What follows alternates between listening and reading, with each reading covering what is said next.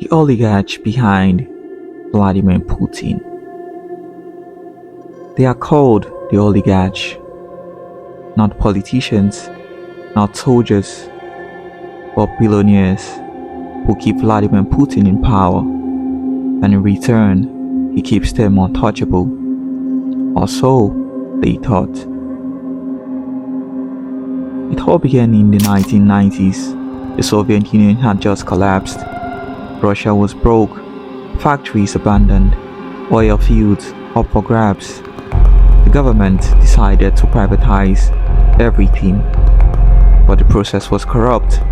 Assets worth billions were sold for pennies to men who had the right connections or the right threats.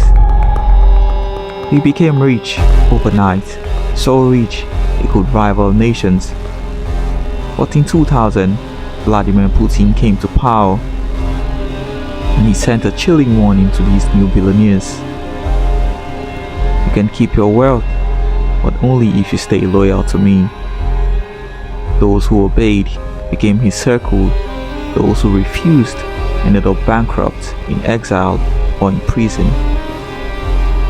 So, who are these men, and how deep does their power go?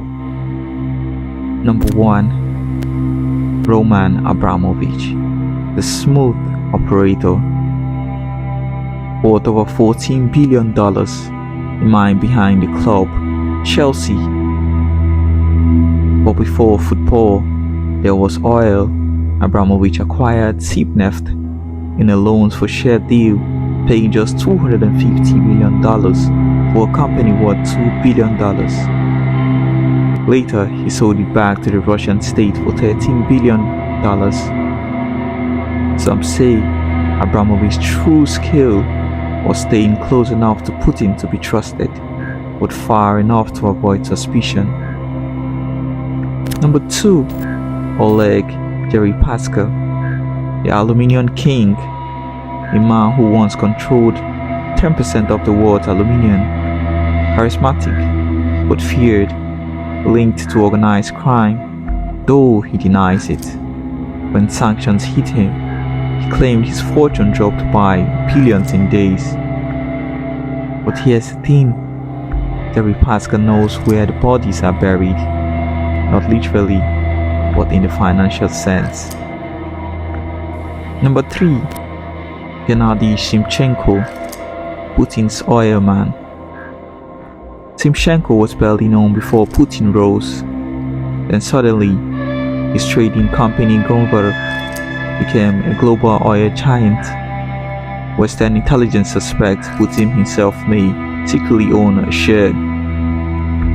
Whether that's true or not, Timchenko's loyalty is unquestioned. Number 4.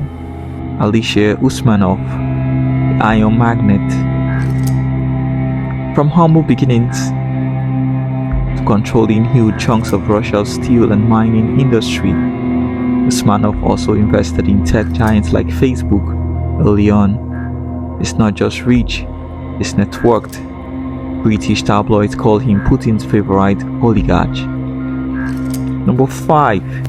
Arkady Rutenberg, a childhood friend. Some oligarchs bought their way into Putin's circle.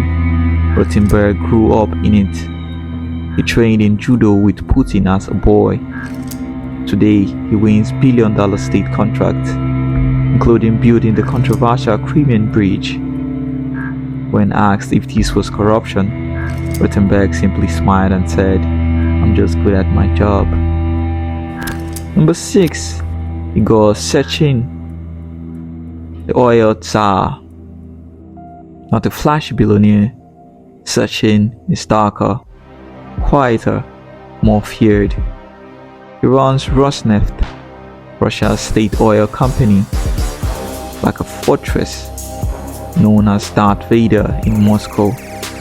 His influence is so vast even oligarchs tread carefully around him. Number 7.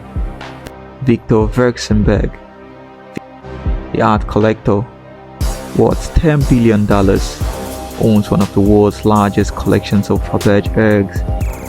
But Vexenberg's true wealth lies in energy, controlling stakes in key Russian and international oil companies. Number 8. Yevgeny Prigozhin, the mercenary tycoon before his fall. Once a hot dog seller, Prigozhin became Putin's caterer, then the founder of the Wagner Group, a private army. He controlled not just money, but military power, until his relationship with Putin exploded in public, and months later, so did his plane. According to Russian state media, a private plane has crashed, killing all 10 people on board.